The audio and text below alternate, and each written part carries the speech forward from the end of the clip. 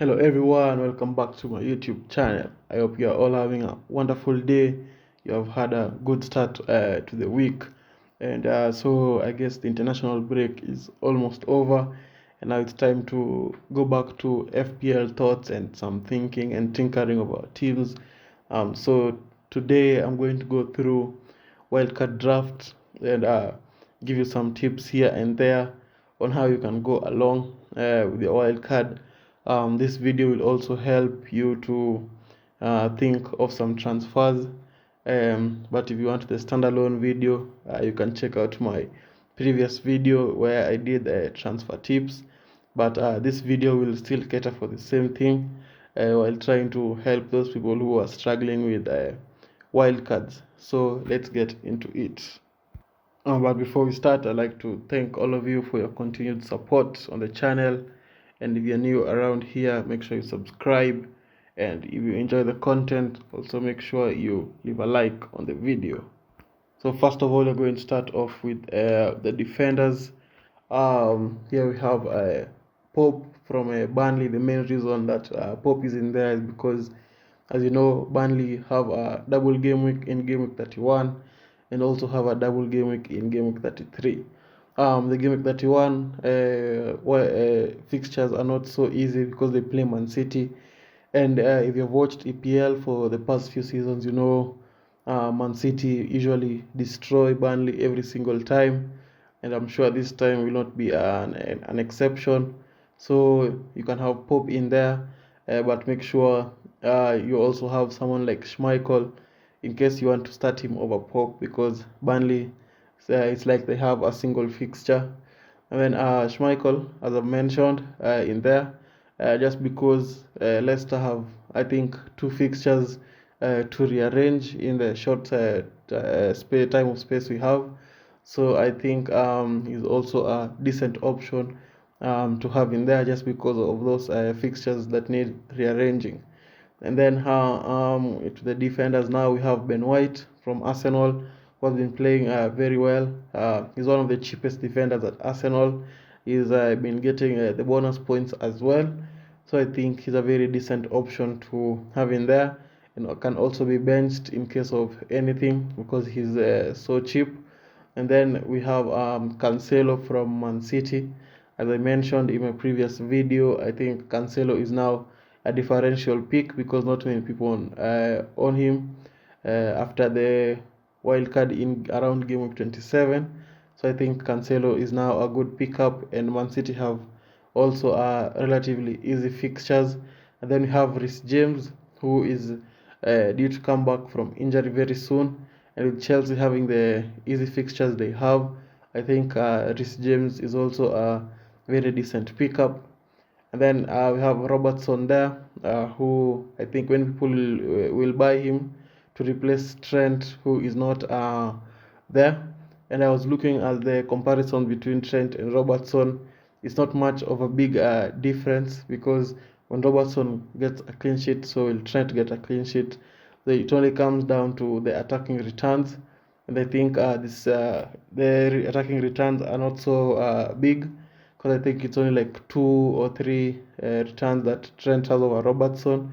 So I think Robertson for 7.3 million is also a cheap pickup, and you know that Trent might miss the next few game weeks. So I think Robertson can get in there. And then the cheap option in defense, who's been playing a lot of matches as well, is Amate from Leicester. And just the same reasons as Schmeichel, with the fixture that they have to rearrange. And Amate has been playing in that defense very well. So I'm not so sure that he's going to be replaced by someone else. So I think he's also a very good pickup.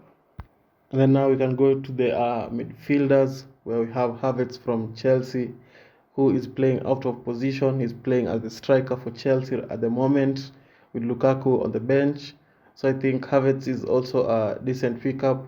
Having a midfielder play as a striker is always a good thing for FPL managers, because you get the midfield points instead of the striking points.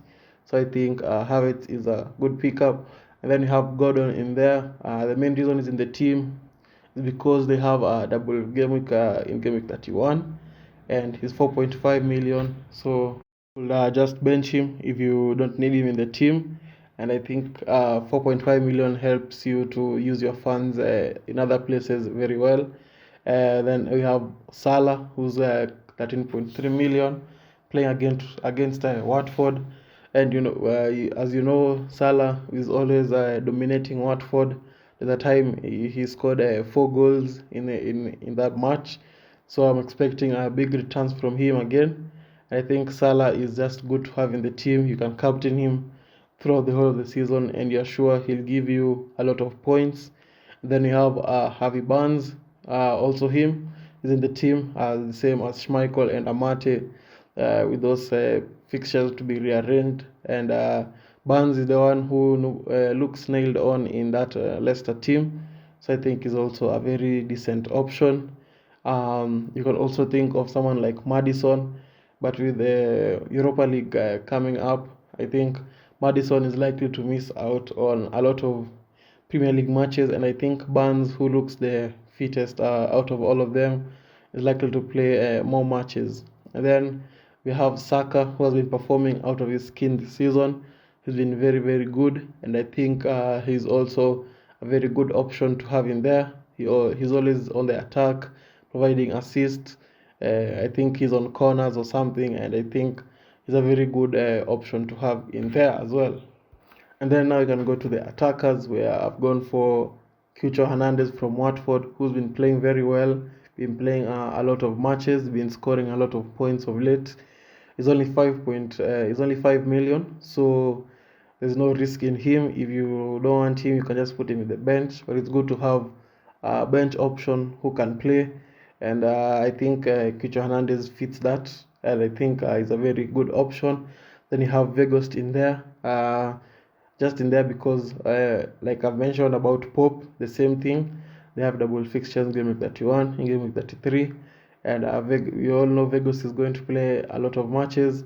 And I hope we don't get disappointed as we did in game week 28, where every person from Burnley blanked, apart from only one player who managed to get an assist and got a goal off an own goal. So I hope this time we can be able to see good points from Vegas up there.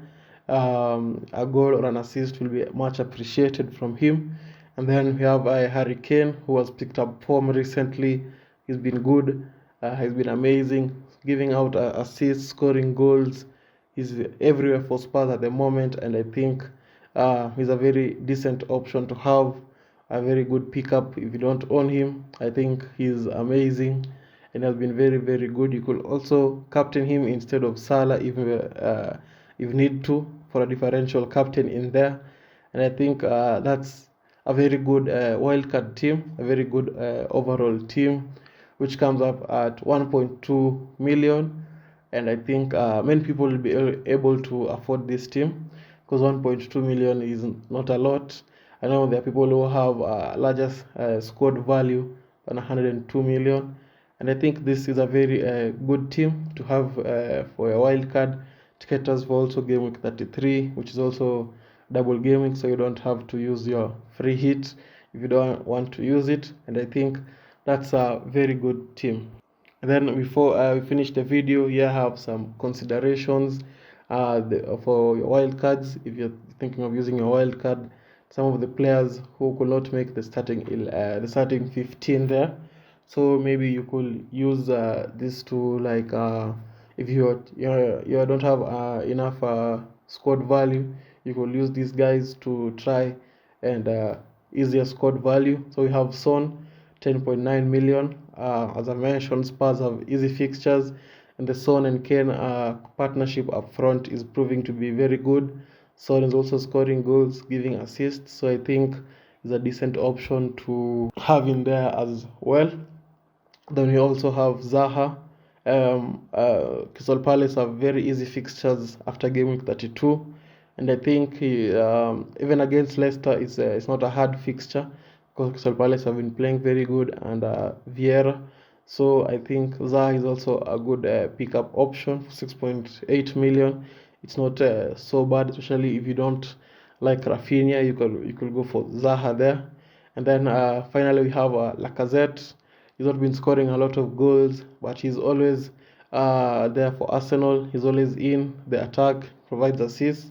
He is also on penalties for Arsenal, which is also big because Arsenal get a lot of penalties with the likes of Saka and Martinelli, who have very tricky feet. They managed to get a lot of penalties. So Lacazette is also a good option to have in there for 8.4 million. And I think this wildcard draft video will help a lot of you people, and I hope that you can be able to use the tips I've given you to help you in making your decisions for your wildcard. And if you have enjoyed the video, make sure you leave a like. And with that, bye bye, and see you all guys later.